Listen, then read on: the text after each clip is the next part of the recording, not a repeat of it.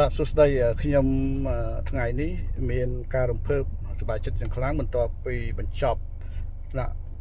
វគ្គបណ្ដុះបណ្ដាលលើជំនាញនៃការធ្វើរបាយការណ៍វិរណភាពបៃតងក៏ដូចជាការគណនាការបំភាយឧស្ម័នកាបូនិកក៏បានប្រឡងជាប់ហើយនឹងធ្វើការជាមួយក្រុមហ៊ុន Eco Sustainability Group របស់សិង្ហបុរីមានតួនាទីជា Executive Consultant ហើយនឹង Lead Verifier Lead Carbon Verifier ISO 14064 ដែលជាជំនាញលើការគណនាការសាយភាយរបស់កាបូន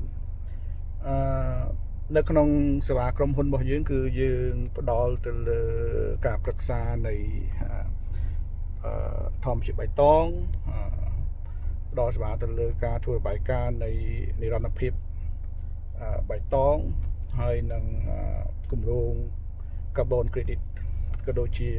បណ្ដុះបណ្ដាលនឹងការអប់រំទៅលើជំនាញដល់ហ្នឹង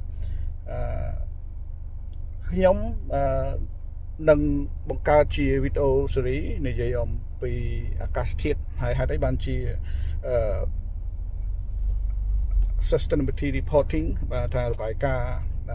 និរន្តរភាពបៃតងនោះមានសារៈសំខាន់សម្រាប់ក្រុមហ៊ុនមួយប្រទេសមួយអ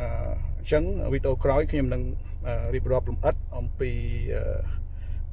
ច្បាប់សន្ធិសញ្ញាក៏ដូចជាកាតព្វកិច្ចនិងយុទ្ធនាការដែលគ្រប់គ្នាជាពិសេសប្រទេសសម័យនៃសមាជិកអង្គការសហប្រជាជាតិនឹងត្រូវអនុវត្តបាទជួបគ្នានៅវីដេអូក្រោយ